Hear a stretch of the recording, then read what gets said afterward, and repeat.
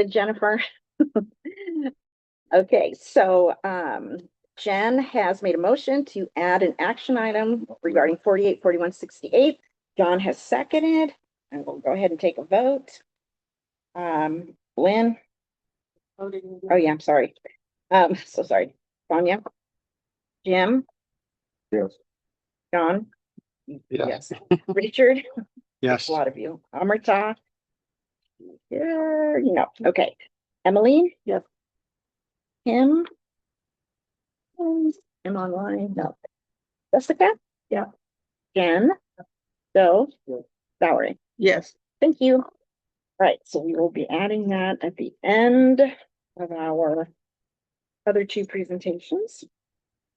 Okay, so now we'll move to, and any other changes? Okay. We'll go ahead and move to our communication from the public on non-agenda items.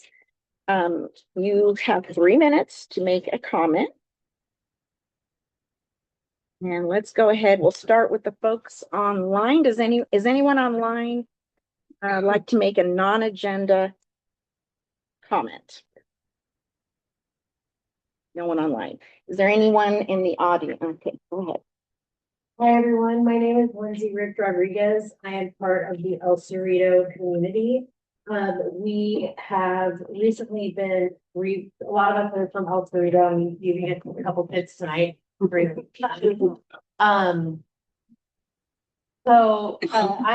here along with my neighbors because we recently had a significant change in our community council. I realize that's something we don't have a connection to the planning group, and as kind of uncover documents and understanding how El Cerrito fits into this broader group. We definitely have some concerns. So for pre-decision made, such as priorities, we're now working directly with the city to make sure that El Cerrito is accurately represented. But also when we think about the mid-city plan, we want to make sure that El Cerrito is accurately included and thought about. And so we are going to be more present. And I understand there's a Jim Westheimer. I'm not sure who did this. Hi, Jim. We want to talk to you. Stay more connected because it matters for our community. We're a community of used to be a lot of rentals. Now it's owner occupied, a lot of families.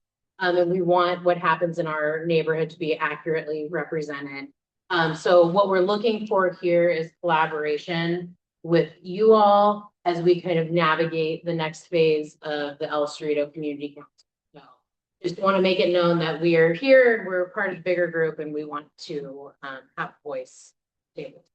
Okay. Along with Jim. Okay. And just so you know, El Cerrito has always had a voice at this table. We're not seeing that reflected. That's all I'm saying. Well, unfortunately, the two people who were voiced here for many years, one moved away and one just passed away. I understand. I understand. What I don't want to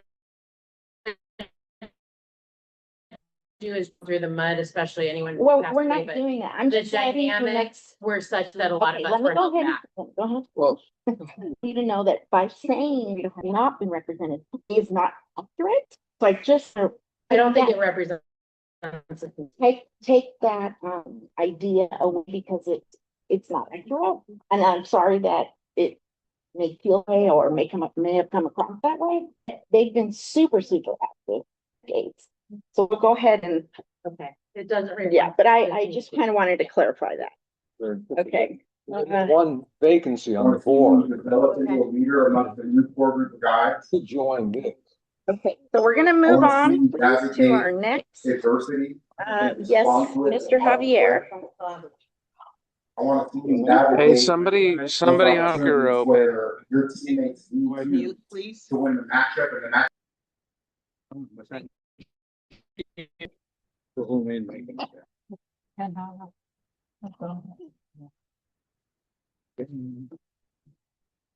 My wife here is Alzheimer's dementia patient, and I'm a caregiver. I would like to voice an idea a dream, a wish. From our we are senior medical condition. Governance is all about protecting the human body. Governance is all about from conception of considering the shell, man, shelter, society, and mobility circulation. But what is happening? In our community, we have 9 issues under Mr. Elo Rivera. Since 2021, we formally voiced our concern to the leadership. So we hop from one CPG to another, from south, east, west, north, to Refines, including city councils of the region, only to find out what process in the governance that could help us. Right here, the sub should be putting up a wall to protect the people here residing in this particular community.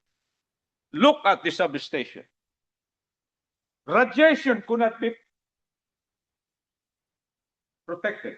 I mean, deterred. There is no wall. The radiation goes into the resident, the human bodies, right here. We told the teenage center, but the mayor has been doing. Look at that. Number 2, we have a poison gas emitting business approved since 1984. And my wife now is a victim, including me. Blood pressure up and down.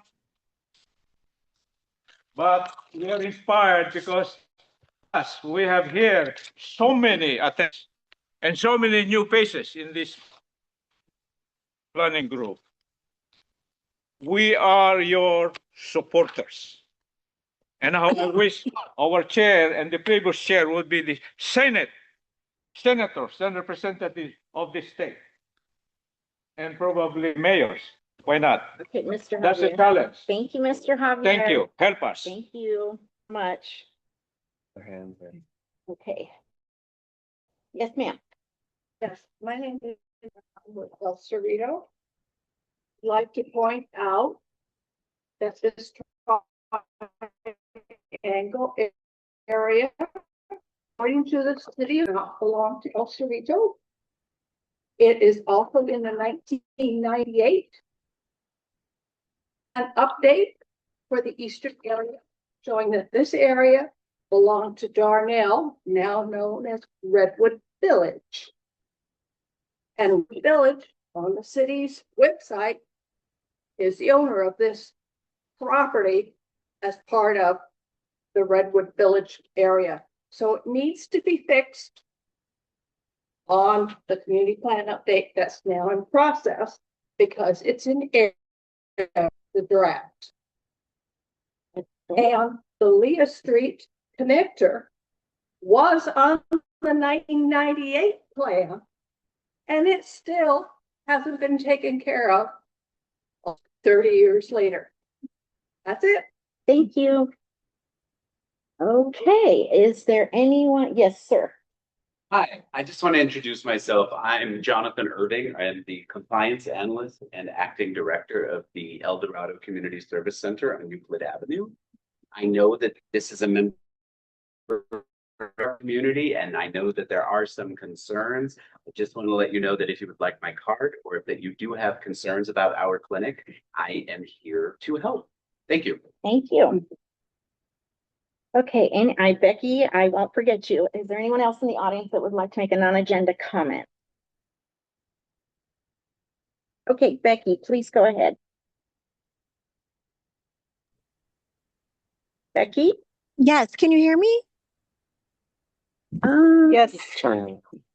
Great. Good evening. Let's This is Becky Rapp, and I'm here tonight to bring to your attention an article that was published in the Times of San Diego on August 7th. titled San Diego Targets Owner of 11 Smoke Shops for Selling Kratom. And the article reports that the city attorney's office has filed a civil enforcement action against smoke shop owner. His name is Wadia, seeking to stop the sale of kratom at 11 of his businesses and seeking fines against the owner. So this is especially concerning for the Eastern area because several businesses associated with this are located in or around communities served by the planning group. So these include some local businesses. We're seeing a pattern that has come about with smoke and vape shops, with THC products allegedly being sold out the back door while kratom is being sold out the front door. And these are not harmless retail products. They're highly intoxicating and create significant public health and safety concerns, especially when these businesses are operating in neighborhoods with family schools and young people. The recent lawsuit demonstrates why community vigilance is so important. And so I'm asking this planning group to be aware of these businesses and the enforcement actions taking place in and around our community. If residents observe suspicious or possibly illegal activity, just please continue to encourage them to report it to the appropriate law enforcement or city enforcement agencies. And I also wanted to bring up an important point and ask that the planning group consider supporting a policy discussion about whether fines collected from these enforcement actions, like where they go. So if a business is violating the law, and the fines are being collected, it would be really helpful if the community that was collecting the fines was also the same community that would receive funds back within the same council district. So anyway, I just wanted to share my thoughts. Thank you. Thank you, Becky. Okay, anyone else have a non-agenda comment to make? Yes, Jan, I have a feeling. You gonna give us an update on the? So the, Would you mind? Yeah, so we can get you on. There you go. Okay. okay, so Jan Hinsman here for the College Rolando Library. The construction fence has been established. It's not finished yet, but the construction is starting. And we are working very hard with the council member from the area, which is Shawnee Rivera. And we are approaching Dinnerstein to try and see if we could all work together and explore neighboring properties that might be purchased by someone who has money, because city doesn't have money right now. Dinnerstein might.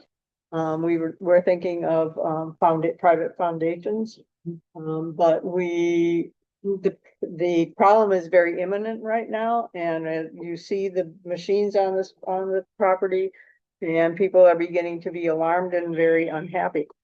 So we are still at it. Also, I'd like to bring up, but you have an item on your agenda about the mid-city plan. We are gonna get a mid-city plan update, hopefully in September. Okay. Yeah, I'll save my plan for comments. September. I looked at the plan briefly, and there's not much in there about library issues. Mhm. And so we're gonna go after that. Yeah, I can leave. Yeah, there's. Congratulations. Okay. Are you gonna leave here? Is that your first? No, not like that. Okay, so we will close the non-agenda comment period and move on to our city, county, and state representative. And I think this one's gonna be really quick. Amazon law. Oh, hi. I'm gonna tell some of the coffee doctor. Would you mind coming up here so we can all hear you, and thank you so much. Okay, District 4. Actually, if you could stand on that corner, it'd be perfect. Thank you. So hello, everyone. My name is Catalina Puentes, and I'm with Councilmember Foster's office. I'm a new associate policy advisor. And I'll be coming here from time to time, and when I can't make it to council, Bruce will be here. I'm sure you all know Bruce. So just to keep it short, I know we're gonna get an update on Streamview Drive, but our office spoke office and it's fully funded for phase 2. And we also, I'm glad that Jonathan's here from El Dorado. We've been working with the clinic as well as city staff to keep an eye on the issue and see how we can come up with a solution to resolve what's going on. And if you have any other concerns, you can continue to reach out to us or to the mayor's. I also wanted to give an update for Richview, Webster, and Oak Park. There's an undergrounding project, so utility undergrounding. It's almost complete. There's only one pole left underground. And after that, the project will be done. So they're waiting to coordinate with SCG&E to put the pole underground, and then that will be done. And we will inform you once we know an estimated completion date for that. And one of you mentioned the mid-city plan. That was just released, I believe, this past weekend or on Friday. The draft. Yes, it's the draft. Mhm. And in my conversation with staff, they really want your input for this. And this isn't like the final draft by any means. And they will be holding a lot of different opportunities for public comment. And I believe they want to come to the planning group in September. So look out for that and invite anyone come. And if you guys have any other questions, you can reach out to the mayor's staff or to us and we can try to get answers for you. Thank you for mentioning the part about libraries. I'll look into that and see if the plan can add anything else. And if you have any other concerns, I can give you my call. You can tell me specifically what about libraries you want. And then, about Streamview Drive, apologies. The project for phase 2 is fully funded. The consultants are preparing to move forward with the request for proposal. And then this project will have 5 new roundabouts, raised medians, sidewalks, landscaping, trees, gutters, and drainage improvements. And then it's fully funded, 27 million for phase 2, for green infrastructure, 24 million, 7 million for the water pipeline replacement, and 8 million for the sewer pipe. Thank you very much. I'll have my card and I'll go around and pass it around to anyone. Thank you so much. Thank you so much. Nice to meet you. Nice to meet you. And which district did you report? District 4. Bruce Williams also. Right, and Danielle. Oh, hi, Bruce. Hello. Hi, Bruce. Do you have anything to add? Yes. Nope, not at all. I think Tatiana did a great job. Thank you. Yes, Tatiana. she did. Thank you so much. Danielle, do you have a question? Yes, I do. Yes, Tatiana did a good job, but my question is for Mr. Bruce because it's a long-standing one. Now that the library is starting to be built along College Grove Drive, I think it's time to ask the traffic engineering people what the plan is to get people going up the hill to turn left into the library, and we need to start pushing for that red curb again down from the Op Yards intersection. Thank you, Mr. Bruce. Thank you. We'll check into it. Thanks, Danielle. Thank you, Bruce. Thank you, Danielle. Okay, anyone from the mayor's office? I don't think so. From Supervisor Montgomery Steps office? No one's here from the mayor's office? No. Yeah. No, actually, they don't. They're down with staff, and so they're not really sending to the meetings. Yeah. So, but I ask anyway, just in case. Anyone from Congresswoman Sarah Jacobs' office? District 9 Councilmember Shawnee Rivera, is Anissa here? No, she just sent a text earlier. She can't make it. Okay, so she can't make it. Okay. District 79 State Assembly Member Dr. Lachey Sharp Collins. And Sam Gonzalez. He's on there somewhere. He's awesome. Hey, Sam. Sam from 39th Senate District State Senator Dr. Akilah Weber Pearson's office. Thank you for that introduction. Can you guys hear me? Yes. Perfect. I apologize for not being in person. I had to stay in the office and do some extra work. And luckily, I remembered you guys have a virtual meeting, so I was like, great, I can still make it. So thank you for that. And let me know if you can't hear me, if the audio cuts out. Happy to repeat the points.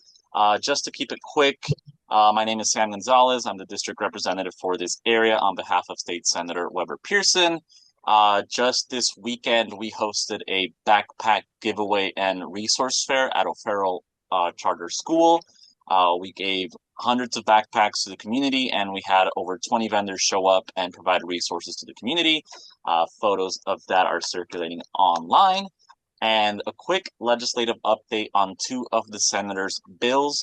SB 869, this is the one about sugar labeling on menus.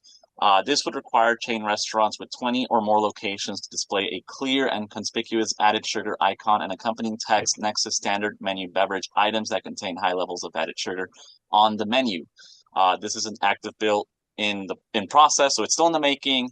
Hopefully it makes its way through the assembly and to the governor's desk, and it becomes state law. Another bill that the senator wanted to share updates on is SB 1067. This one is about math assessments. And so this bill addresses California's math achievement crisis by requiring annual K through 12 assessments to identify students early and provide evidence-based intervention when it matters the most. By getting students on track early, the bill will help more students build the foundational math skills they'll need for long-term success in school, work, and life. More information is available online. I can email that to you, and I will post a link to this newsletter in the chat and send it out once I do my monthly roundup news. So you all have that information. And then lastly, just two important deadlines that you should mark on your calendar. There is a nomination deadline for August 31st. That is the end of this month for Hispanic Heritage Month Community Leader Award. This award honors one outstanding community leader. The leader must reside in Senate District 39. And you can see more of the nomination process online. Again, this is all done online. If you need assistance, you can call our office, you can email me, and I'm happy to help you with that. And then the second date you should mark on your calendar is the There Ought to Be a Law program. Each year, the senator looks forward to receiving legislative bill ideas from you, the constituency. And so starting September 1st, our office will begin accepting submissions for ideas that could become statewide legislation. Your experiences and ideas help shape the work we do in the California State Senate. So if you ever thought you had a great legislative idea and you want to see our team consider it, go ahead and submit it. Again, it starts September 1st. It usually runs for about a month or 2 weeks, depending on the deadline. So it's August, so you have about like 2 weeks to prepare and have something ready. If you need help or just want to consult, I'm happy to provide my email. We can chat more to make sure that you have all the information you need to make sure that your bill idea is fully prepared for the senator's eyes. And that's about it. The senator does release a monthly newsletters with more information. So whatever I just said is also available online. And you can check out more of the senator in the district. There's pictures of her going to little, Fuel Thyself. It's a shop in San Diego. She's just visiting other parts of the district. So it's just a good way to see what the senator's up to. Aside from that, there are no other updates. Again, if you need help with the state agency or department, we are here to help. If you're waiting on an update from our local city council or other government agencies, I'm happy to liaison with them. We all know each other, so we're happy to connect with each other. Any questions or concerns? Yes, there's a question from Mr. Javier. I am Cesar Javier with my wife here. You know, we have lessons in life as seniors with existing medical condition. We haven't heard from your office about how do we clean the mess and how do we care victims of the Tijuana pollution crisis. I think that is your main menu supposed to be. We haven't heard from your office. They are our neighbors. They are San Diegans. Thank you. Help us. Yeah, thank you for that. And I do want to shout out Mr. Javier for that. For those that don't know, the Tijuana River Valley issue is a very important issue, and we are hearing more and more from our constituents. So if you do have something to share, or if you want to, let our office know, please send me an email, give us a call. I'm happy to update the senator because this is an environmental and public health hazard. Thanks, Sam. Anyone else have a question for Sam? No. Okay, thank you so much. Appreciate it. All right, we will be moving to our information and action items. And our first item is an update from the Friends of the Oak Park Library. Ms. Alita Chavez and Ms. Misty Jones. Alita is the president of the Friends of the Oak Park Library, and Ms. Jones is director of City of San Diego Public Library.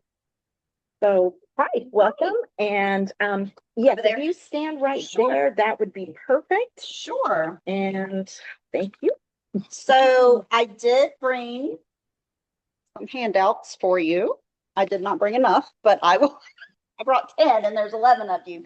So I'll have to give this one. I need to read this one first and then I'll give it to you. We can share. So I wanted to, Alita asked me to attend with her to talk to you about the naming of the Oak Park Library. There is a city council policy around naming of city assets. And so for a library, the way that it works is first, they go by location. So anytime that we name anything, the location is the first part of that name. So it will always say Oak Park first. And then if there's a name after it, that would come second. So like Valencia Park, Malcolm X Library, Oak Park will always be the first part. You can name after a significant event, people, or place. So it is a major event, place, or person that plays an important role to preserve and honor the community's history, landmarks, or prominent geographical features. This needs to be demonstrated through research and documentation. It also could be named for an outstanding individual. That is to acknowledge individuals who've made a substantial contribution to benefit the city, the local community, or the public library. It's for persons whose significance and good reputation have been accepted in the community, the city, the state, or the nation. If it's not appropriate to name the entire building after someone, we also can consider smaller spaces like meeting rooms or outdoor spaces, things like that for individuals. So you have to keep in mind, priority is given to those who sustain a lasting contribution to City of San Diego first, the state of California, or the US. There's also a clause in here about major donations. So someone who makes a major donation, a capital contribution. For a capital contribution, it's a significant. So we're talking a third to a half of the total capital project. That would be a consideration. They've deeded the property to the city, or they've established a 20 or more year endowment. So that is the criteria for naming someone who's made a donation. So when you, there's some guiding principles in here as well, but mostly, again, it goes into that it really has to have historical, cultural, or social significance, has broad public support, no commercialization, so we wouldn't name it the Oak Park Pepsi Library, right? So unless they donated, you know, the whole contribution, right?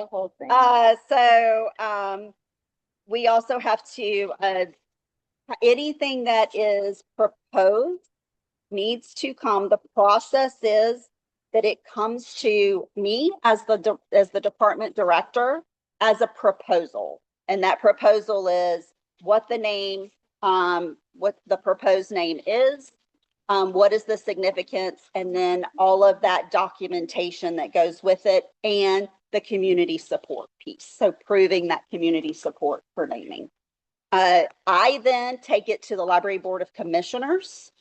The commissioners then will agendize it and ask for public comment on that and receive public comment. Then they will make their recommendation to the mayor and to the city council. And the mayor and city council ultimately have the final decision in naming. So I just wanted to bring that forward just to let you know about I know there was discussion about it at a previous meeting, but I wanted to bring it and let you know what the actual formal process is. And I'm happy to answer questions or turn it over to Alita if you had comments. I'm ready when you're ready for me to do this. Yeah, I think it'd be great to get an actual update on the library, you know, where you're at the moment. And I can just understand because of my back. so. Okay, that's okay. All right, question over there. Yeah, how soon are they considering it? Like, is it between now and New Year's? We like to consider it as soon as possible because then that way we can incorporate it into the signage package. So if we name it like the Oak Park Library and then it comes afterwards, then we have to pay to change the naming, right? So we would like to have the name established like in the last year of the construction project so that we can go ahead and, you know, have all of the naming done at the same time. Get it. Okay. One question. Sure. That's okay. We have many residents in the area.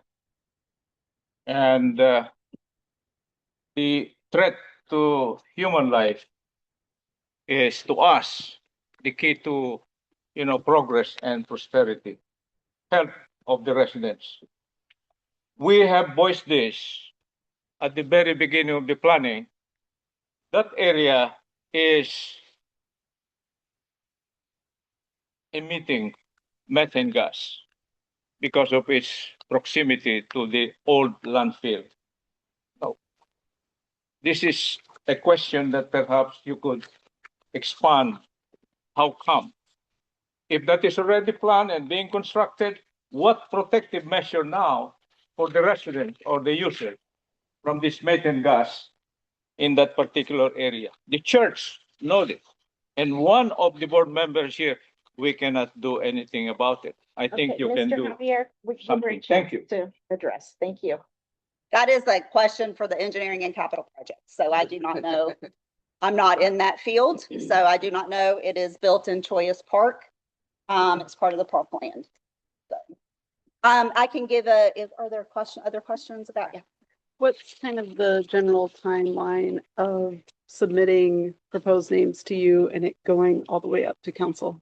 So we can, once a proposal comes in, as long as it has all of the documentation that's associated with it, I then need to send it to the city attorney first to make sure that there's no legal implications for any names. And then it can be agendized by the Board of Commissioners, you know, literally at the next meeting. So it would be like probably like a 3 to 4 month process from the time the proposal comes to final decision. Okay, does anyone else have a question before Alita gives us an update? Yes. I presume that the proposal for the naming has to come from the local area. I mean, somebody from outside could sit there and say, I'd like Oak Park Library to be named this after somebody in Northern California. Or anyone could put in a proposal, but part of it is that it needs to have broad community support. So you have to prove that you have the support of the community that library is going to serve. So. Interesting. Yeah. Alita, please.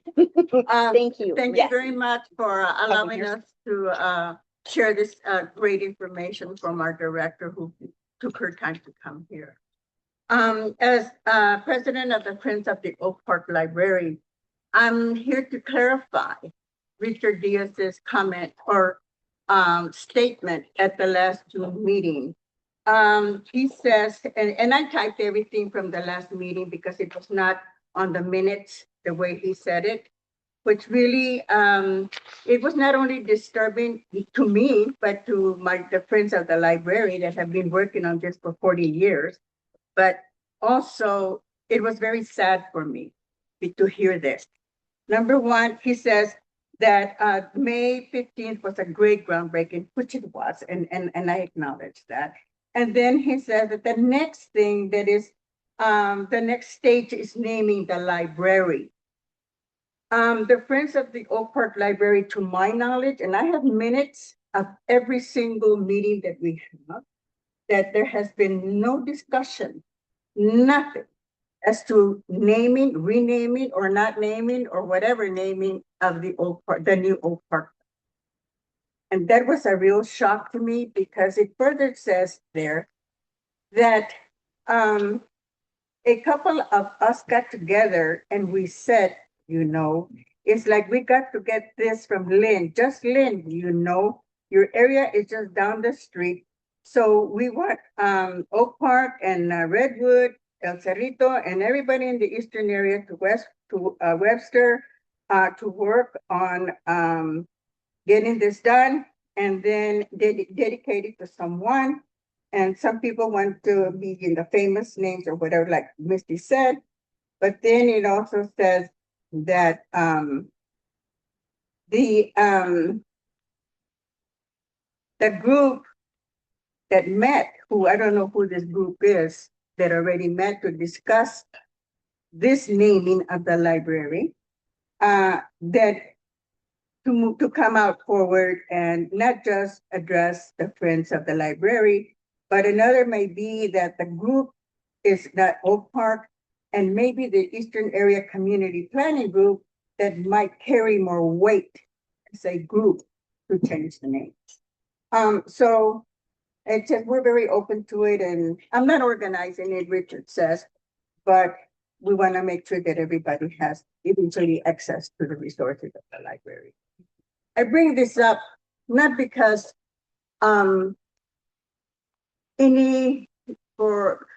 I bring this up because we have always collaborated with the planning group, and Lynn knows that.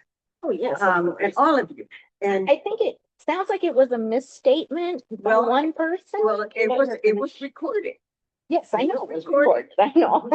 And Richard had an opportunity to come to our library when I asked him to come and let us know, look, I said this because of this and that, or maybe he didn't, but he never did. Right. He never showed up.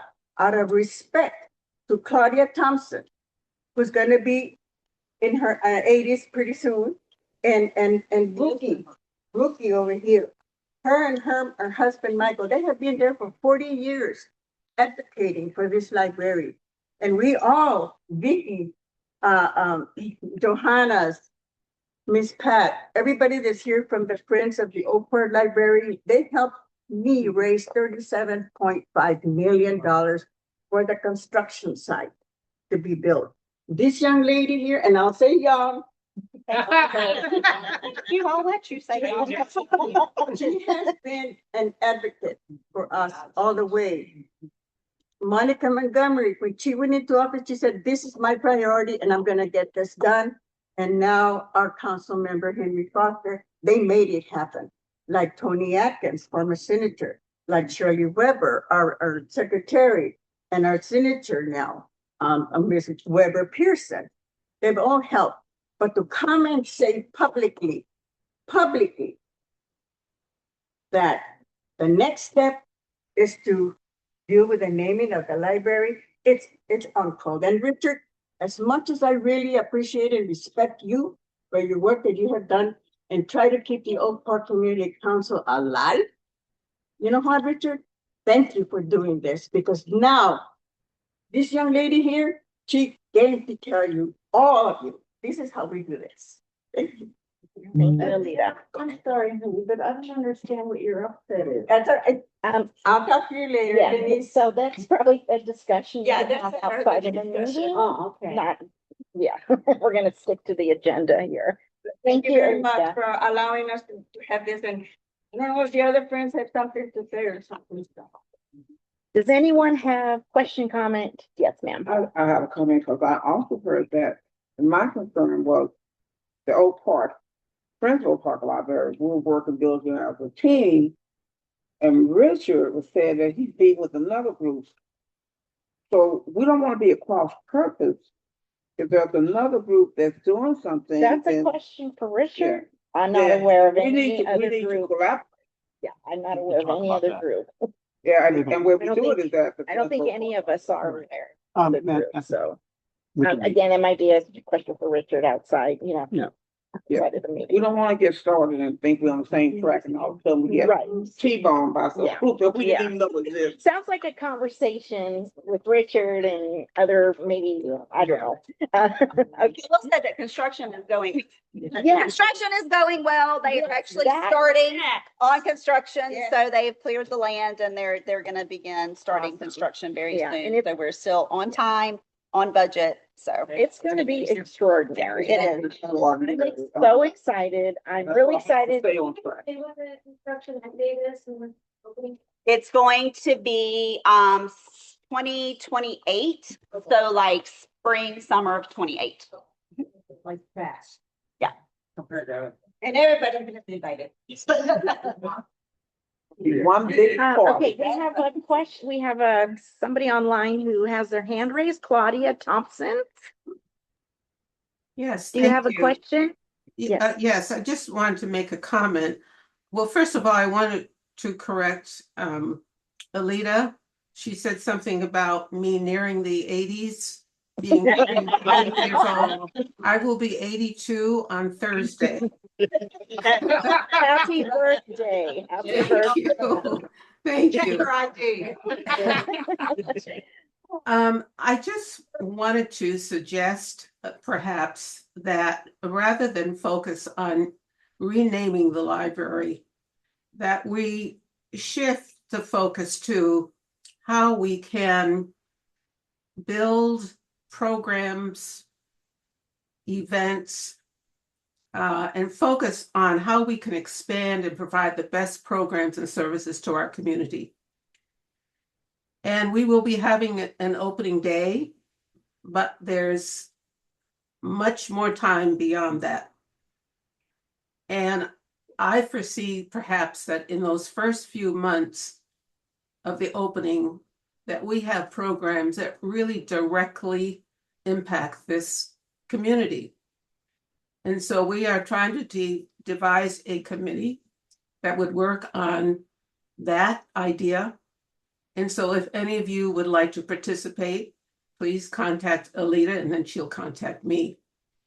But I didn't want the focus, in my view, to be on renaming the library. To me, that's not a priority. To me, that's not a priority. The priority is building a sustainable library that focuses on how we can best serve this community. You know, we worked on this, the Friends of the Oak Park Library have worked on this for a long time with the assistance of the Oak Park Community Council, with the assistance of Misty. I don't know what we would have done without her, and all the other people that Alita mentioned. The Friends sent a letter in 2016, 10 years ago, to Myrtle Cole, talking about how this library, the current library, is so inefficient and non-functional. And sadly, because of that, we were unable to provide services to this community. Now we have the opportunity. And so I'd like us to take that opportunity and work towards that. Thank you. Thank you so much. Really appreciate your comment. Okay, anyone else? Yes, Alita. And everybody is invited to our meetings. It's every fourth Thursday of the month. It is a publicly open meeting, so everybody's invited. Where is it? What time? At the Oak Park Library at 4 o'clock, every fourth Thursday of the month. It doesn't matter whether you live in San Isidro or Oceanside, you can still come. Because we have had many people come from different parts of San Diego just to be around because of our new library. Thank you. Rita, do you have a Zoom option for your meeting? Yes. And I blast the meeting invitation to everybody on the other side of 94, on this side of 94. So, I invite everybody. Okay, thank you so much. Thank you. All right, we're gonna go ahead and move on to our next item, which is an update on Streamview Drive, the Streamview Drive Improvement Project. And here to present this evening is oh gosh, I'm afraid I'm gonna say right now. Ranak? Yes. Ranak Rehani? Rakhani. Yes. Not Rakhani, and I think your name is Nick, Yes. but I don't know your last name. Nick Dorner. Nick Dorner, thank you. Okay, and if you could tell us what, who you represent, that would be great. Set up the presentation here.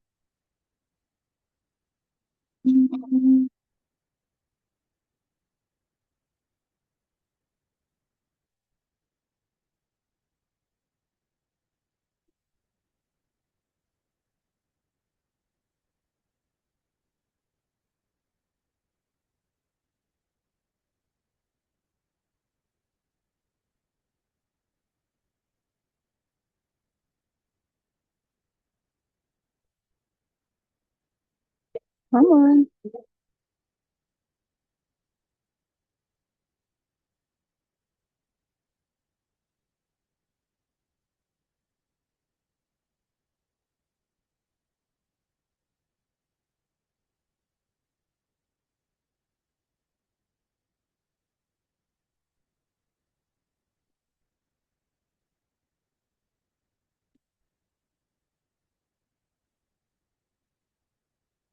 All right, PowerPoint is frozen. Oh.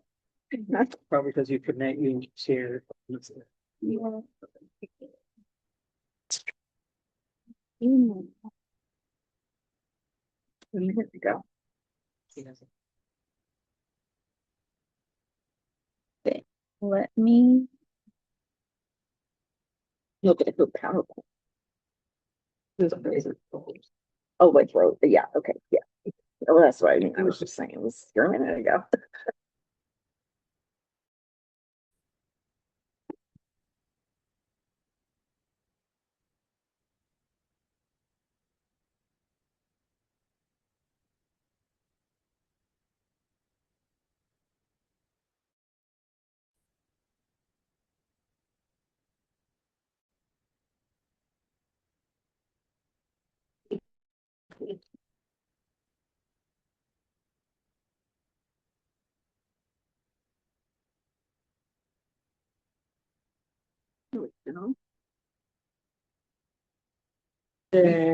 Yay.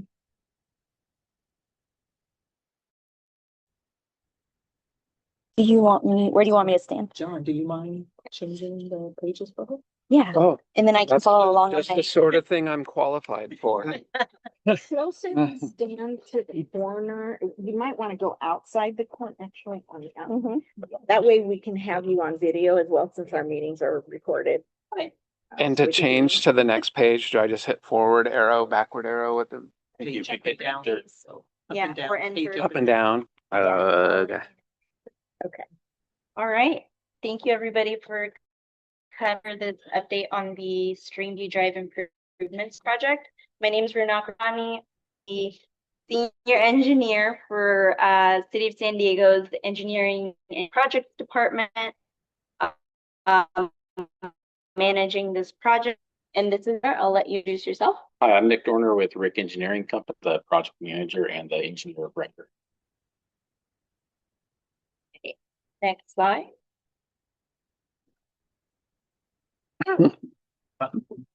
Show me with the PC. Yeah, there it goes. It's slow. Wait, this is, so I just hit There it the. goes. It's slow. Yeah. Okay, Right. awesome, thank you. So this might not be new information for all of you if you've been coming to these meetings for a while, but I'll go through the slides and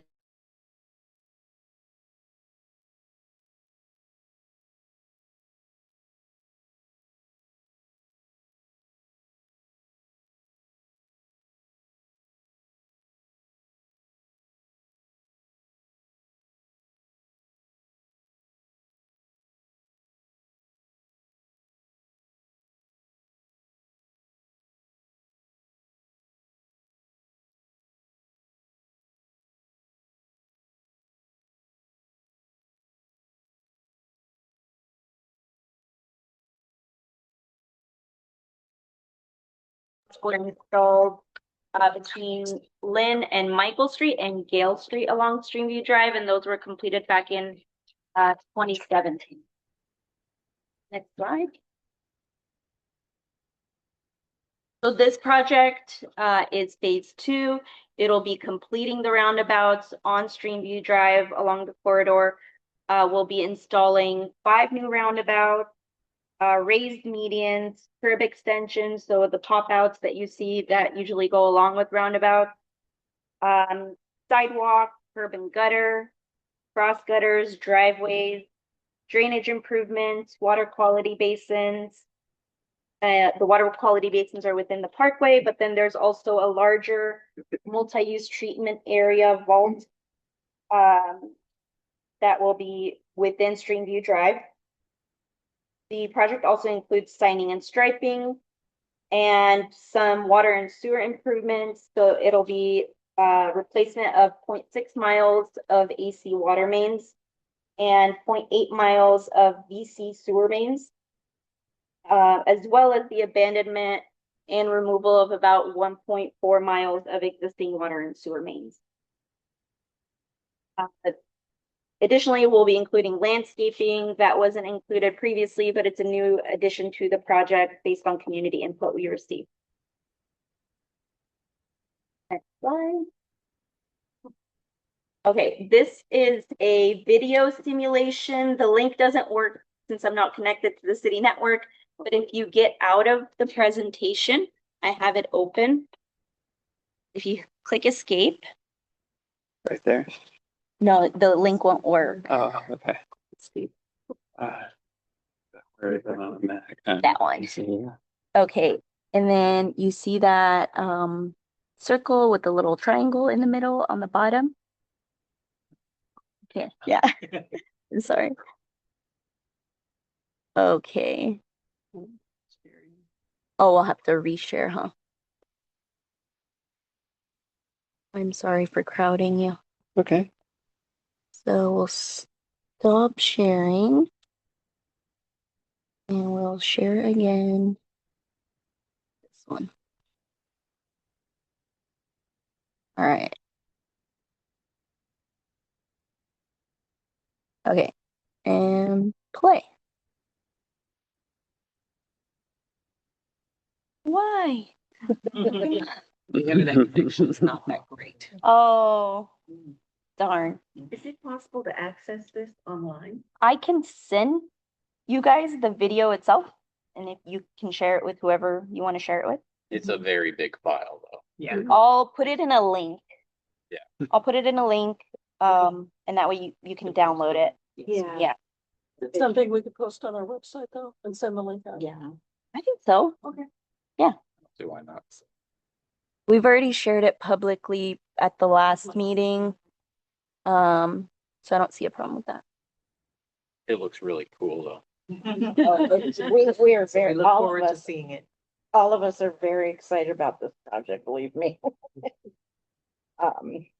Yeah.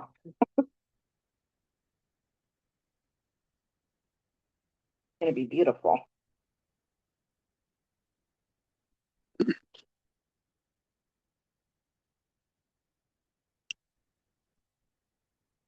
All right. So as I mentioned, at prior presentations, if you had attended, we did receive a lot of community feedback on the landscaping or the lack of landscaping. The roundabouts and the parkways were originally colored concrete, stamped concrete.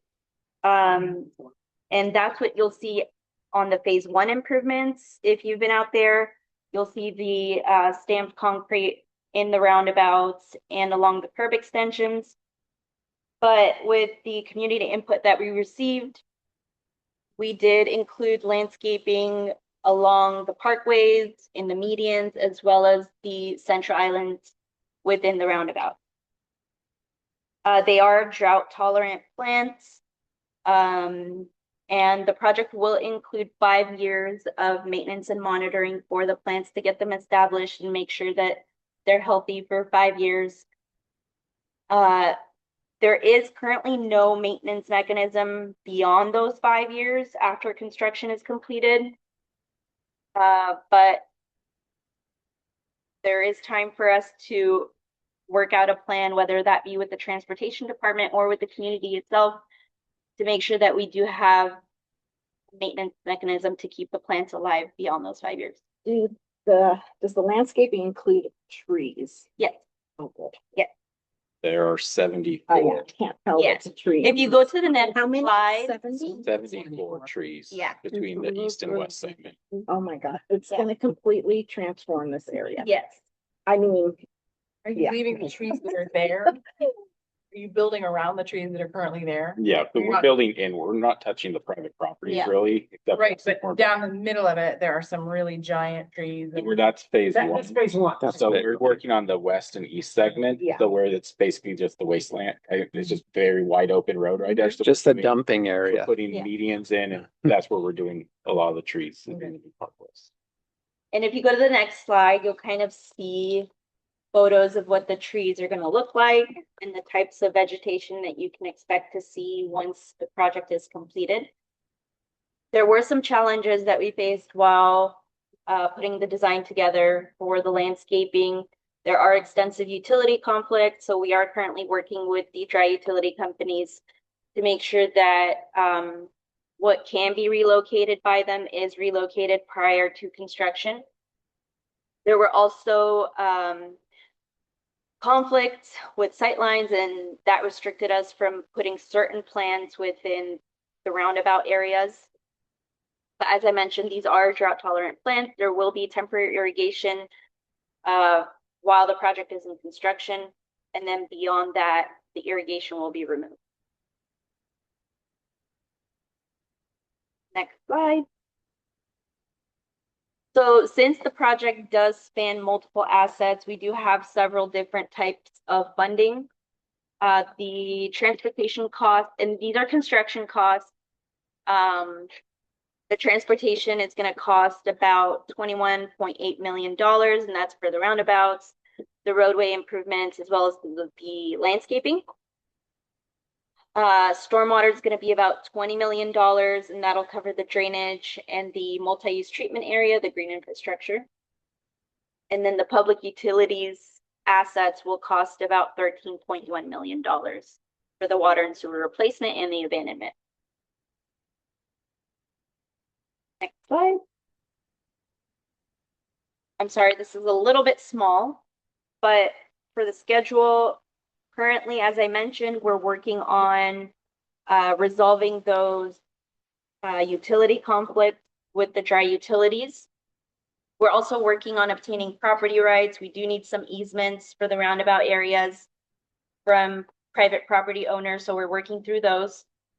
And we expect to have that completed around winter timeframe of this year, so probably towards the end of the year. And as soon as those are completed, we can advertise the project for construction.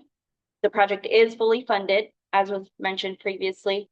And once we advertise, we need about 6 months or so to execute the construction contract. Because this is a large contract, over $30 million, it will need to go to council, get council approval. And that will allow us to start construction sometime in the summer. So summer 2027. And then we have about 3 years of construction. That doesn't include the 5 years of maintenance and monitoring. So that's just 3 years of construction. And then that's when we'll start the 5 years of plant maintenance. A quick question, where does the funding come from? It Lot of spans questions. several different types of sources. We do have a grant on the transportation side that we received from the California Transportation Commission. We also have a grant on the stormwater side, the Community Development Block Grant. And then the PUD funds are just enterprise funds. And there are also local and regional funds like Transnet. For the drainage portion, we were going to receive WIFIA, but because we got the grant, the Community Development Block Grant, we are no longer going to be using WIFIA, which is good because that frees up that money for other improvements. next slide, and I think that's it. My contact information is on there as well as Dulavan. He is the project manager. He's not here today, but you can email or call either one of us for any updates on the project, or if you have any further questions. I have a question from someone online from Redwood Village who would like to know if you're going to be using native trees and plants. Yes, all of our plants are native. Okay, so let me manage the question. I mean, Lynn, you could if you want to, but No, I don't. I don't want this to be free for all, so we'll keep it kind of. Let's go ahead. I'm gonna start with the board first. So Joe, go ahead. How is parking going to be impacted by the project, like during and after construction? So we do have parking that we are putting in the areas. There is a relatively large area that was not being used really. So we do have angled parking. Was it angled? No, we changed it to parallel. We did have angled, but because of what the community feedback we received on phase one, they didn't like the back and angled parking. And I think we came to the community planning group and we put it up to a vote, and everybody voted on the parallel parking. Although that would mean less landscaping, you have parallel parking rather than angled, which the community feels better about. But during construction, everybody will have access to their driveways. There will be traffic control in place. There will be closure of one lane at a time, I believe. Yeah, well, because the road is so wide, we'll be able to shift vehicles to the middle, doing the outside curbs. At the very west end where we're putting this multi-use treatment area, and there are two large vaults that are going to be 40-foot wide by 200 feet long that are going to be buried underneath the road. And so when that happens, it's going to get shifted down really to one lane, I believe. And so there is going to have to be some flagging. That's one of the first portions of the project that's going to go in, because you need that in before you can start putting all the surface improvements on top of it. But yeah, otherwise we're looking to have one lane of traffic in each direction the rest of the way beyond where this multi-use treatment area vaults are going to be. Anyone else at the table? Yes. And the question. Go ahead. Emily had her hand up first. Sorry. Regarding project cost, do you know when the Power BI reports will be updated for all the capital improvement projects? Because it still says the total project cost is only 27 million, and the number you just stated was 55. That's for all the assets. I think you're looking at just the transfer. Are you looking at S? It says stormwater, transportation, water, and sewer. Yeah, I'm sorry.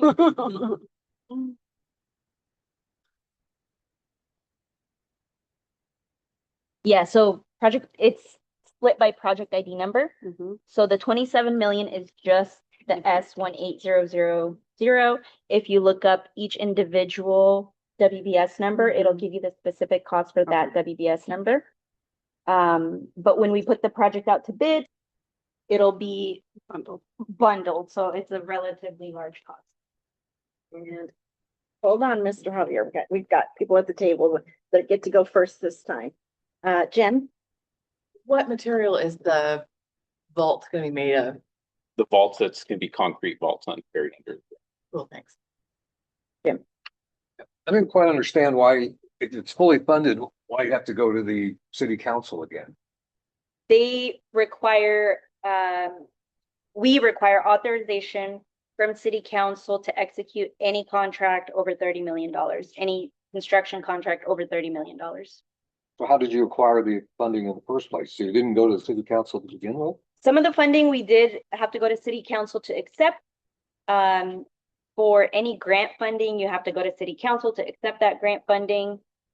But because regardless of the funding type, if the contract is over $30 million, you have to go to city council to approve and execute that contract. The company that they hire, that would have to be approved. Yeah, so all the costs that are being presented are our estimate of what the construction costs are going to be. Ultimately, when the project goes to advertisement, then there's going to be contractors that publicly bid the contract, and then the city will choose the lowest qualified bidder for that work to And Yeah, and because it's so much money, so the money's there to pay for it. No, Then we hire, yeah, Okay, so, oh, so you're not the builder.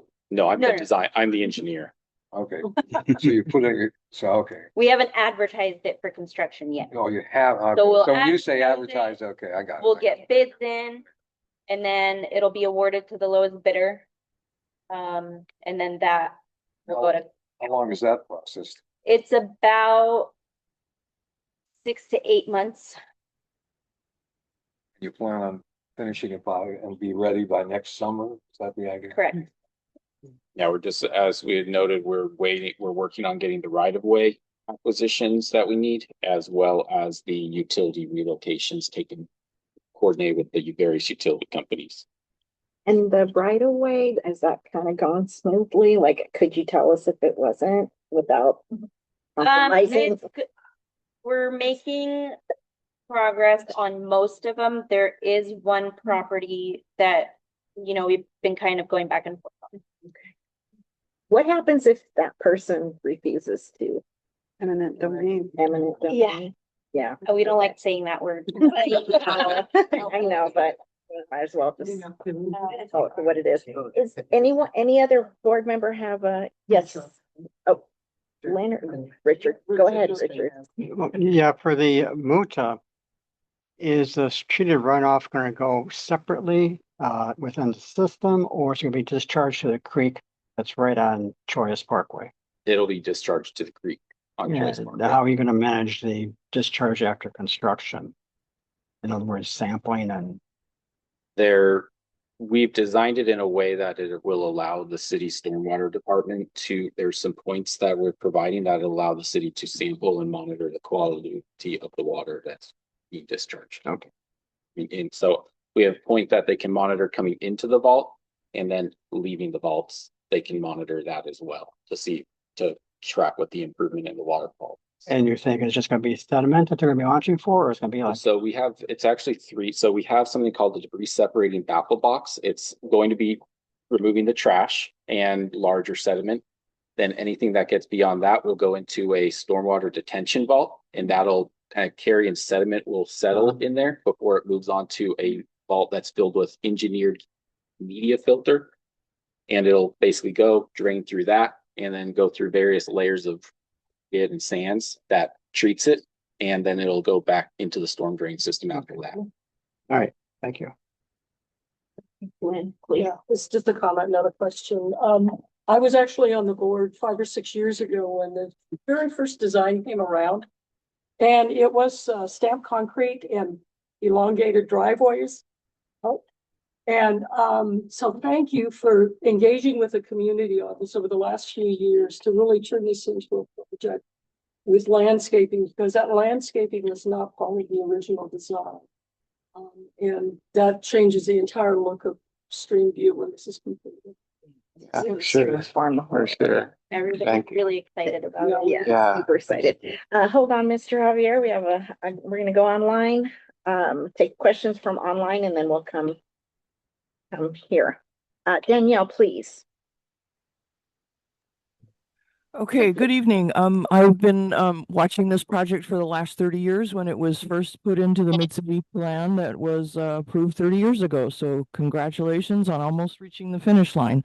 I have two questions. First, you said about the irrigation. One comment you said was that the irrigation will stop when the construction stops, but then you said that there was a 5-year maintenance period. Is the irrigation continuing through that maintenance period of 5 years? Yes, there's temporary irrigation throughout construction as well as the 5-year period. Okay, perfect. Yeah, I consider that construction as well, just because it will all be included as part of one construction contract. Okay. And then the other topic was about the parking, the angled versus parallel parking. You said a community group weighed in on it. Was that the Eastern area, and did they actually vote on it as the advisory to the city? Yes. Okay, awesome. Thanks. Good. We did. Years ago. Yep. We had a graphic, and then people put like little sticky circles on the option they wanted. Yeah. Okay. Okay, questions? Mr. Javier, please how stick to many- your question. 1 hour? No, you just have to ask your question. No context, just From ask the the question. public taxpayers, that's the question now. We do not want to wait. You have presented the above planning and hopefully to be implemented. What about the below ground planning? You know, you are on top, but the base is somewhat not studied or something else. By gravity, all the sewage will go to Choyas, to our side. Now, let us not waste the funding. The comment here was valid. This gentleman here, very valid. Do you have And a look at that. question? And please look at Mr. this. Javier, The below ground okay, so development, let him answer your question. particularly Because the pure there's a- water project. There's already a plan in place for that. So. he Yeah, can so I explain mean, it to we you. are replacing all of the road base with new base. We're also replacing storm drain systems throughout. That's gonna all get all that storm water, basically 250 acres of watershed are all gonna get into the storm drain system. That's gonna get to these vaults that are going to treat the runoff before it goes into Choyas Creek. What is that treatment all about? Is that the pure water treatment like or the what you call border waste pollution treatment? It's no, it's just stormwater treatment. So projects are required to have water quality treatment when they impact a certain amount of square footage. And so we're treating all of the runoff before it enters the Choyas Creek. Please show it to the public because look at what's going on at 54th. Yes. Tearing. Okay, we're gonna move on. repairs. We're gonna move on to another question. thank Mr. you, Javier. thank you, ma'am. Yes, Tim. So the west is 54th, right? And also, you said they were gonna put the bus shelter at 5524. That was your last meeting, we were talking about the shelter. Yeah, so I know mixed up. we're not gonna be, Well, so thank you. based off the input we've received from the community, there's not gonna be the bus shelters in. Why didn't We're you putting bus the bench, there's gonna be the bus stops Sure. and there's gonna be benches that are gonna have the signs and the trash can units there because we have evaluated the actual shelters. They were gonna be blocking you having to be placed in front of people's homes. And so we again came to the community, talked to the community. We tried to reach out to the homeowners that were going to be directly impacted and Okay. so that's where we've landed now that we're modifying the design. Good question. Anyone else have a question? Anyone online? Nobody online? Anyone at the table? No? Thank you very much. Yeah, we're just Keep up the great work. Really appreciate it. Thank you for having us. Thank you so much. Thank you. Yes, please go ahead. Okay. About the power. Next is our And this file share it all? Oh, yeah. I'll send you the. If you'd send that all. Yes. Okay. Next Pull that is an power. action item, and it's going to talk about. Thought it was We will need someone audio. to make a motion. And we will take a vote. What was that? We have an action item? We haven't said it yet.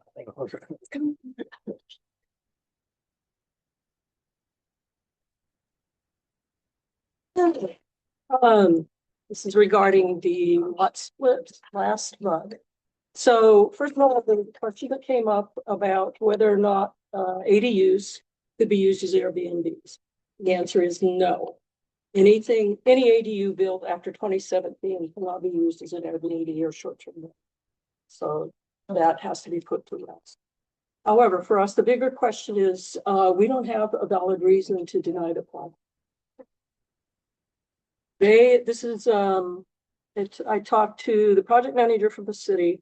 This is a small lot division. They were entitled to split it into 9 lots, which they did. It's in a transit priority area. So they are allowed to add a ADU and a junior ADU to each lot. That is within. So. How many is that though? Sorry? 27. 27. For lot? No, for the entire thing. Lot. Yeah, the lot was split. We approved the lot split last summer. they decided to add the junior ADUs sometime after they presented the plans. They came back to us. And they're within their rights. It's within the municipal code. This is zoned RM11, multifamily, DPA, and the lot is split according. They did everything right. So we cannot deny the project because we don't have a valid reason of it. We can't just say we don't like it. And we can say that, but it's not a reason to deny the project. What's the address? 484168. It's in rural. So if we can't deny it, why did they come here? Well, Well, we it's the story of asked the this city board. planner for advice when they asked. Sorry, Lynn, I didn't mean to No, take go ahead, over. jump in. When we, when the developer came back and said, hey, we want to present and we want to get your approval on, you know, these additions, okay, the ADUs. We checked with our city planning advisor for Eastern area and they said, yes, they have to come. So that's why we had them come. But as it turns out, because of all the reasons Lynn just listed, they are 100% in their right and all the laws are in their favor, policies and all of that. And just the fact that we just don't want it is not, and that we felt we got a little bit duped. Let's be honest about it, because when they came to us about the lot split, they said 9 units and now it's 27 units. So that's a huge difference. Yeah, 9 units. We're like, okay, 9 units, fine, great. You know, we'll go, we'll agree. And but now they've added the 2 ADUs on top of each of the 9 units. Yes. My understanding was they had one ADU to begin with. They were only adding 9. They had 18. When they came to us, Originally, it was going to be 9 9 houses. 9 houses. I was, okay. And it's That's all it's a it was. quarter-acre lot, and it was going to be 9 houses, and we're like, that's a lot, okay. And then we said, yeah, and then they bumped it up and up. Well, according to what Lynn said, I mean, did they have to come to us at all? They were asked by the project manager, DSD, to make sure that the planning group was okay with adding it. And so we're just kind of doing their due diligence. I know. But I mean, I guess it's if not at any legally point, if there was necessary. something we could think of that wasn't to deny it that wasn't within parameters, I mean, we don't know better. Most likely we don't have the mindset to know better than them, but who knows? Somebody could have came up with something that was significant. So they wanted to put that out there for us to have that opportunity, right? Okay, because I had a little trouble with the way we handled that whole thing last time. I thought, I mean, the presentation was not good. Okay. No, She was not well prepared. It didn't help. That there's no doubt about that. But we made the motion, though. We made the motion. I mean, weren't they supposed to bring the motion? I mean, we're supposed to raise the motion ourselves. Is that the correct way? Yes. But to pose it in a negative manner, I thought was not really. We did. So the motion was, to not. No. Commit. The motion was somebody needed to make a motion to either approve or give our support or not. So those were our choices. We can support it or not support. Those are always our choices. That's not. But we proposed it as the way we posed it. A yes was a no. That's what the way we proposed it, I thought was unfair. Yeah, the motion made was someone made a motion to say, I'd like to make a motion that we not approve this. Okay. That's okay. Well, and that was my trouble. I mean, I mean, having a motion proposed as a negative, I think is not a good policy to begin with. Okay, I mean, you can have an argument about that, I guess. How else would you say you don't propose? Well, you propose it. Do we support the proposal as presented? And then you can say you could still vote no. But I mean, I don't think you're fair to them by posing it negatively. That's Yeah, I mean, relevant to what we're talking about. No, right now. I mean, Yeah. what it comes down to is that we cannot deny Semantics. it. So we just. Well, need to that's a transition. different story. Yeah, we That's a need to different. transition over to That's a, Prove it. Lynn, as you say, No, no in comment. fact, We we're have not options. gonna, well, what we're proposing, so Lynn will make the proposal of what the solution or So something we can do I about want this. someone to make a motion to rescind the non-recommendation. And we will let stand the original approval of the lot split that we did last year. I make the motion to rescind okay. The Is that denial. necessary? Is that, and to continue, to Let leave, stand let's stand our the previous. original approval, the lot split. Approval of the lot I split. second. Okay, so hold on, because we've got Double negative. a first and a second. okay. So Sonia makes the motion. Can you repeat it, please? Let's just get this down before and then if we have questions after. So make a motion to, Rescind mhm, the not approved of the presentation. And what was presented what was last time. presented, Mhm. and to reinstate our previous approval. Or let's stand. Not let's reinstate stand. yet. Let's stand The the original lot. the original approval we made. And so what they came to us for last time, we're not taking a position. on. That's fine. Do we know the date of the original? We have the It date? was May in 2020. As a question. My Get question on your is, what's the logic and why do we even care? First, Well, because. first of all, it makes no difference whatsoever what we say. It goes to the planning commission. Yes, Okay, it does. but why are we They shouldn't- want to know why we would deny the project. And we don't have a reason other than we don't like it. That's our reason. We don't like it. Well, is it too big? Is there no parking? are we not allowed to not like it? Is it not what That's not a reason to deny a It's project. not, yeah. It's not what they shared with us? Like, I mean, how? They asked for a reason. Why was it denied? The Airbnb. Because situation the was person not- who presented it was awful at the presentation and none of us could understand it. Right. They didn't have That was- building plans to explain how it was Right. actually gonna be split to. She didn't even have elevations or they had a Well, that's plan that part was of it. on, But They- we didn't, yeah. we don't I know mean, what it's gonna look like. It was reflected and absolutely, that is like a fact. It was The hand drawn. Lousy. She couldn't answer the basic questions. Okay.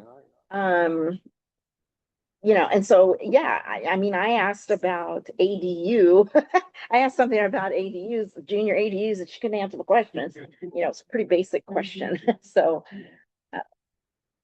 It's So, highly unlikely after this that we'll see any other lot splits because I don't see anything else in the eastern area that could be split. Right. And housing is ministerial for the most part. right. The only reason this came to us as a discretionary project was because they were splitting the lot, which when it was originally presented was going to be 9 lots. I talked to the developer a couple of years ago because they did a smaller scale project like that next door. And it sounded like it was just going to be first time opportunities to buy a home, like a little mini townhome situation. And that's not what it turned out to be. It's like that. However, they're in with compliance of everything. We cannot deny a project just because they weren't forthcoming. Well, that was my question though, Lynn. I mean, you probably have a lot more experience than I do on this.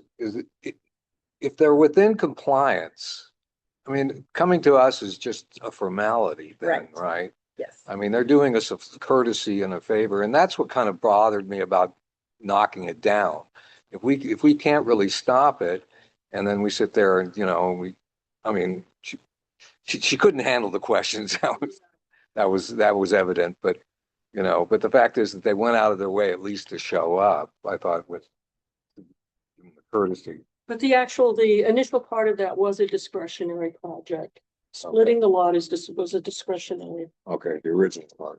So by voting on this and rescinding it, what does that gain the Eastern Area Community Planning Group? Nothing. Why are we doing it? Because we have to have a reason to deny it before it goes to the planning commission. We don't have a reason. So my recommendation is just to rescind that, let the original recommendation that we approve for the lot split stay. We won't make any other recommendations on this lot, period. One way or the other. Okay, thank you. I'm sorry to drag this out, but if I wasn't here last month, if someone comes with such a poor presentation, doesn't give enough information for us to even make a decision, isn't that enough reason? I mean, because anyone can No. come in here and propose something. Because it still meets all the criteria that they need to meet. It sounds like He was able to give that much. it should not have been an action item, period. Right. Yeah, that was what I was gonna say. But we were told by our city planner, city planning consultant, you know, the person that manages Eastern area, that they needed to, that yes, they should come Okay. and do that. So, Right, because it wasn't, they changed the scope of the project. yeah. And we were told that he should come back and get a recommendation from us that we were okay with the changes they made. Can we rescind on the It's in lot the split? It's in our. I mean, Yeah, right. What is the, So- that we're voting on? I'm sorry. So we know it doesn't make any sense, right? But we're just, I mean, we can go in circles all night, but we know it doesn't make any sense, Yeah, right? we just want to kind of clean it up because we don't have a valid reason. Well, it's valid to us, okay, and it's probably valid to the residents. However, the main argument was it can be used as Airbnb and they can't. So that's because it's illegal. What sort of enforcement will there be on that? Oh, my God, John. That's why, like you're asking me. I know, no, you're right. Because look, you want to see what's happening right next door to me? I'll show you the picture. I've got 4 ADUs in my backyard Yeah. because my neighbor shoved 4 of them in there. Question from the audience. To your point, you guys are going around in circles, but can you just rescind that you even made a motion before? That you Yes. actually Yeah. had an opinion? That's what we're doing. That's what we're doing. That's what we're doing. That's the motion. All right, that's fine. So we never should have made the motion in the first place. Yes. Yeah. Yeah, we shouldn't have. We Okay. shouldn't have Just made the responded motion. with no input. And, or Yeah. just said, we're not going to make Yeah. we're not going to make a recommendation. Right. Otherwise. Yes. Yes. So since we don't want, you know, because like Lynn said, this is gonna be now recorded with the planning commission and so we're gonna be sending this I got it. vote and we have no leg to stand on really because. Have we already sent it though? No, Okay, we have not. no. Danielle, Does this reflect on our planner for Eastern area giving us bad advice? That was my question. I wouldn't go that far. I think there was just confusion among all of us, including myself, including the manager, the city planner, including the developer. We all had a certain idea of what was supposed to happen, and I think the wires got crossed, to be honest with you. Let's just put it that way. I understood one thing. You know, I don't know if that, I mean, both Lynn and I read her email and we both came to the same conclusion. Oh, we're going to have to take this back to the board and they're going to have to approve this, approve or not approve, whatever, whatever. Because the developer understood that as well. But as it turns out, because it is ministerial and not discretionary, and because of all the reasons Lynn listed before, there's no, there, other than the fact that we don't want it,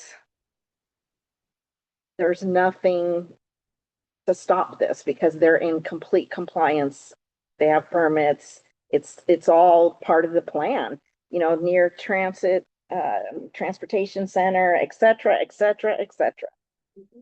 And the city council, I mean, let's face it, they want these ADUs as if their lives depend on it.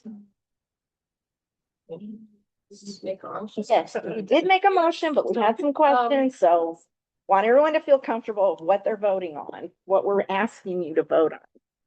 Yes, Mr. Javier. Congratulations. On what? There is a debate on ideas on what to really the basis of judgment. And that's our moral dimension. You have experienced right in your neighbor. From 9, it became 27. God help. And congratulations, you're doing your best of thinking. Mom, thank you. Sir, Thank you, sir. good night. Okay. All right, so is everyone are we all on the same page of what happened and what we need to do now? Just to kind of clean it up, Thank you. Have a good one. right? That's a good way of We putting have a it. motion. Yes, so we do have a motion. We have a second. Who made the second? Was that John? Was that you? No, Nobody. Richard made a second. Okay, Richard. You made the motion? Tanya made the motion. Richard made this. Richard seconded it. You ready to vote? Will you repeat what it is? No. Okay, I'm gonna try to repeat it. Not So for a third time. the motion is to rescind our non-support recommendation last month and to leave this project where we only approved the 9-unit lot split back when we did that. And just leave it that we approved that 9-unit lot split and we have nothing further to say on the matter. Because Well, make it simple, just that we're rescinding last month's. Yeah. Just leave it at Rescinding, that. yes, Just leave it at rescinding that. Okay. yeah. All right. So Lynn and I cannot vote on your motion. Jim, Yes. John, I abstain. Richard, seconded. Marta's not here. Emily. Here, Jessica. Yeah. Jen. Yeah. Joe. Yeah. Valerie. Yes. Okay, yes, let's have it. Thank you. All right, now we're gonna move on. Okay, so we've got 20 minutes and you know what that means. Zip, zip, zip, zip, zip. We're getting out of here by 9 o'clock. That is my goal. So, so that means we're gonna stick to the facts and just the facts. Review, correct, and approval of the July minutes. They look amazing.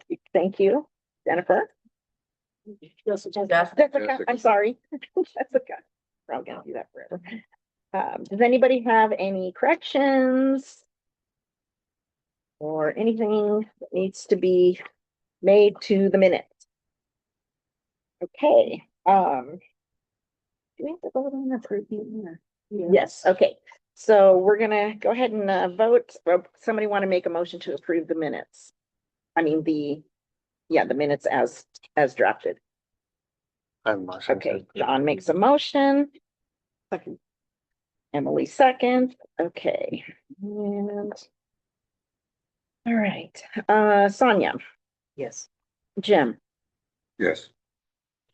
motion, Richard, Yes. seconded, Jessica. Yes. Jen, Yes. Joe, Yes. Valerie. Yes. Perfect. All right, moving on. Let's see. So we're gonna do our subcommittee reports and please be concise. First on the list is El Cerrito. Any updates from El Cerrito? 2 minutes. I will discuss off Yeah, record. 2 We'll talk about. I can hear it, Jim. I have nothing to offer. Okay. Well, so next- actually, I will make one something. I was trying to get it because we have a vacancy on the board for El Cerrito. So I was trying to get in touch with Greg Estep of the city of the city council of the community council to advertise it. You can do that as well. Okay, I'll give you my info. Okay, Oak Park. Real quickly, we're reorganizing.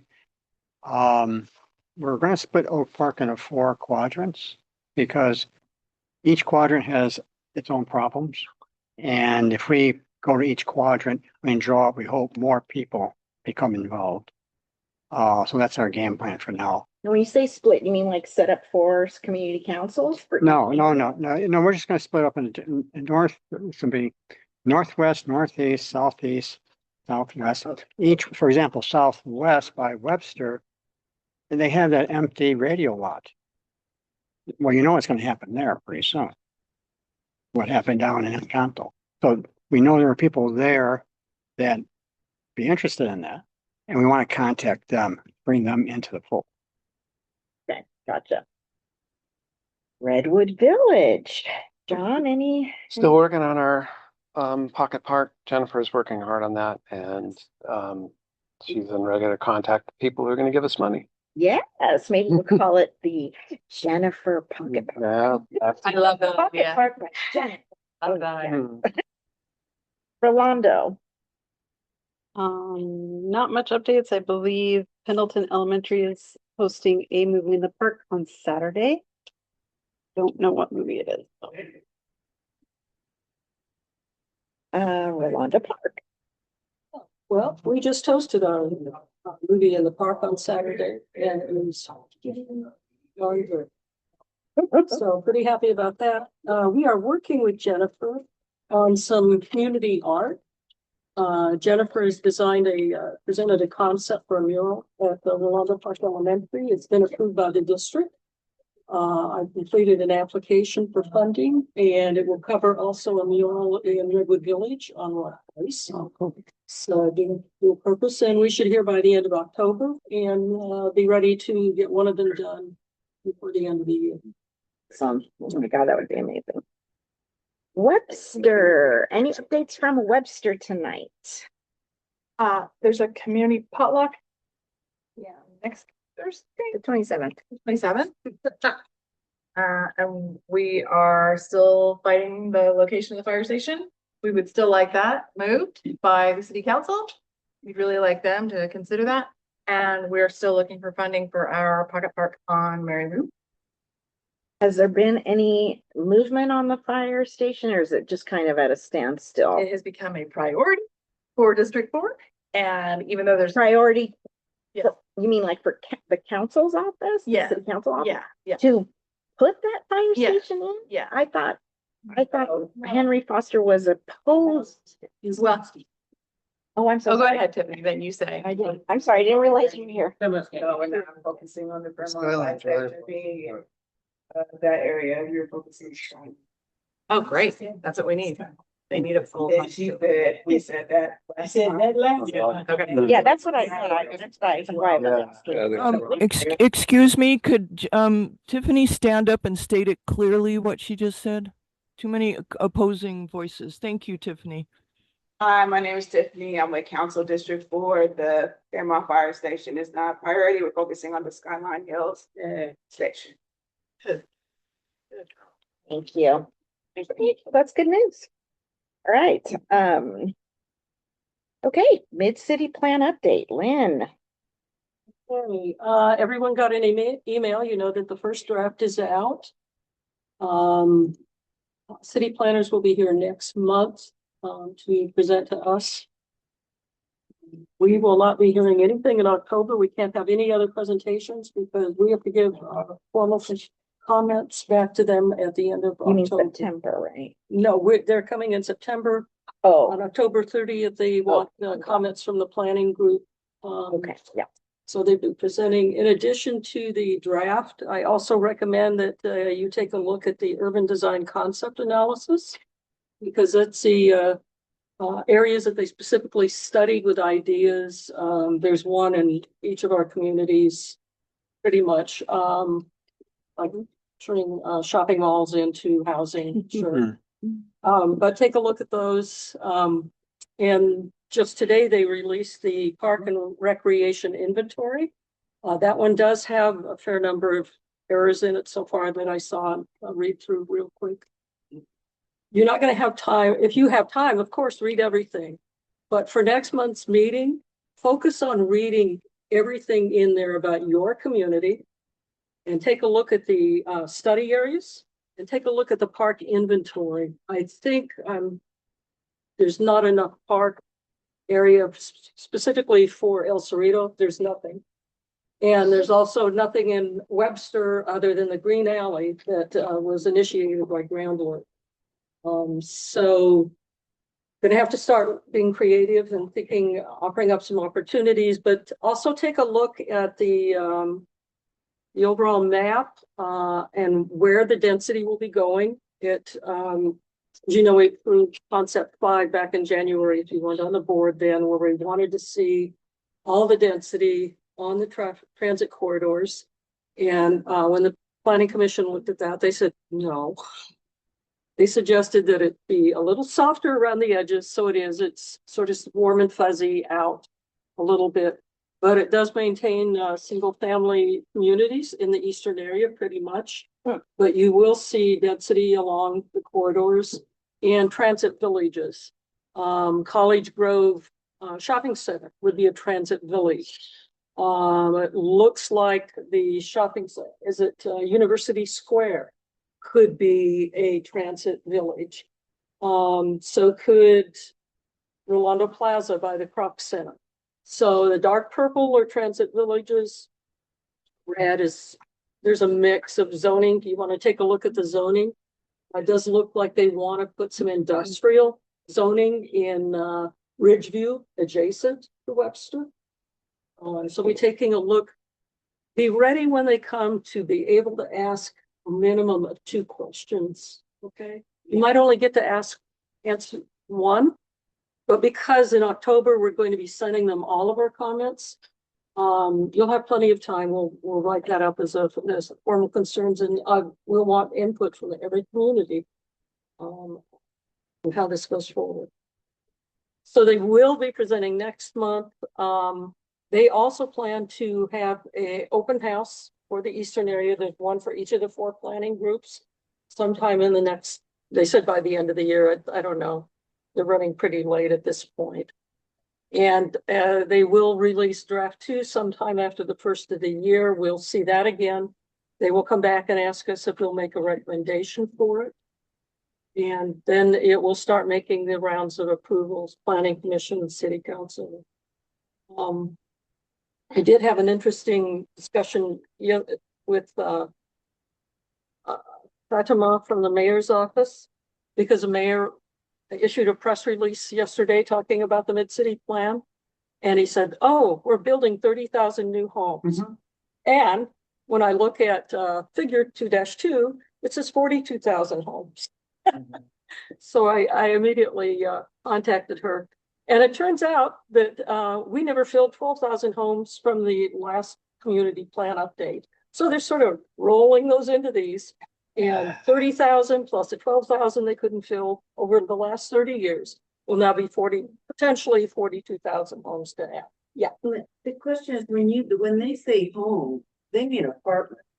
No. Condo. It could be any kind of housing unit. It's sort of everything I've seen has only been high rises. Well, they'd have suggestions here and where you can build. As I said, it looks like they're trying to maintain most of the single family housing in this area. Again, you'll see, it's going to be soft around the corridors and allow a little bit higher density, like right across the street from College Grove on the edge of College Grove and College. That church parking lot. This place is sure. This entire place, like Northgate's gonna go away, and this place is gonna go away. Like, yeah, this is on 40 years. This is designated, this little area is designated completely developed. According to the. It's not a lot different than what we saw in the ideas documents. Most of that stays. So again, do your reading over the next month, and they're nice people. You ready? Yeah. You know what they're It'd be gonna really- emphasize in the presentation? 'Cause, Sorry? What are they gonna emphasize in the presentation? In a 5-minute presentation on a. No, they're It's gonna be the whole meeting. It's Oh, gonna be- okay. I mean, I think we have one cell tower issue, but that'll take 5 minutes.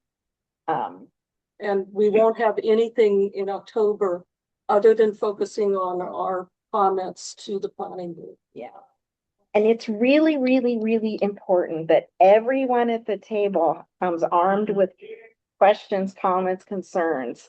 Because the more we engage, the more they're gonna listen to us. If we don't have anything to ask or say, which is unusual for us, but I just want to emphasize, you know, then they're just like, oh, I guess they're happy with it. Will members of the community be able to ask questions?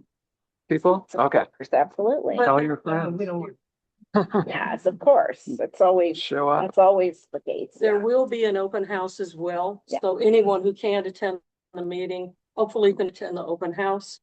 There will be a working group meeting on September 18th. It's at La Paz de la Cruz for the working group, but that's also open to the public. And you can have your 60 seconds because that's all they ever give you there to make it up. Hey, at least you get 3 minutes here. But it's a, you know, and anyone can read the document online. There's actually a comment form online. So if you can't make it to one of the meetings, you can read, anyone from the public could read that and submit their comments online as well. Okay, great. All right. Parks and Rec, Danielle. Yes, good evening, everyone. So thank you, Lynn, for that very extensive update on the Mid-City Community Plan. But you said that there was a parks inventory that just went out, and I haven't seen it yet in my inbox. So could you share that with me soon? It's sometime? on the website, Danielle. It's Oh, not, it didn't go out. Okay, thank you. I'll look for it. So when it did come out on Friday evening over the weekend, I asked for an agendized item at the Parks and Rec board just on the recreation element. And it looks like that will happen, but I'm not sure if it's going to be September or October because Parks and Rec board knows that the comments are due at the end of October.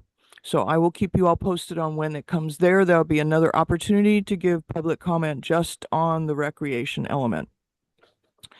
So my updates are good news on the progress for the last 5 years of trying to get Portia Dawson's name added to the Colina del Sol Rec Center. I, as with the help of Anissa from Council District 9, I was able to meet with both the Pana group separately and then the Somali group just recently. It turns out that the youth group from the Somali Bantu, the leadership there, one of the gentlemen actually had Portia Dawson as his mentor while he was a Crawford student. So it looks like we have no opposition from either group. So that means that our councilmen should give a positive recommendation to add Portia Dawson's name to Colina's Rec Center. Also, Pendleton construction is ongoing. There are mounds of dirts and lots of bulldozers over there. Might be fun to take the kiddos over to watch it if you're there in the middle of the day. And then lastly, at last night's college area planning group, there was some good news just on the other side of the boulevard from us that there is a very large project where the Chabad house is going to be torn down and a very large building put there, and there will be DIF fees of $2.5 million. So I will be advocating for that to go to finish the design for the Montezuma Park on Catoctin. Thank you. Thanks, Danielle. Okay, Lynn, once again, CPC meeting. this will be pretty brief. CPC meeting, one of the topics that was interesting is about the appeal for planning groups. Specifically, mentioned, as you know, the Choice Valley group appealed the radio tower project to raise that money because we, once upon a time, used to give planning groups a free appeal. It didn't cost us anything. Then after the form process, we have to pay just like anybody else would have to pay, and the cost went up this year to just over $2,000. So there is an ongoing discussion at CPC about how community planning groups can actually GoFundMe, I guess, seems to be the consensus right now. The other interesting thing that I found out is that virtually every other planning group has trouble with the treasurer position because none of us can get a bank account. You're nonprofit, yes, Right. about that. The only people who seemed a little flush with money was Scripps Ranch because they had settled a lawsuit sometime back.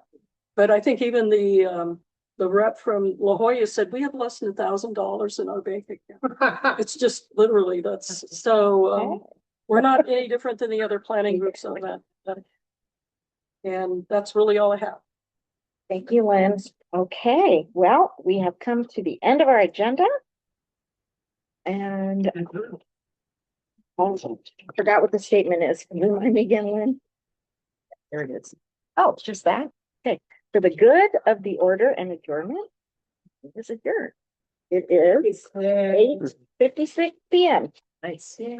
Yeah. The flyers I mentioned earlier. Thank you.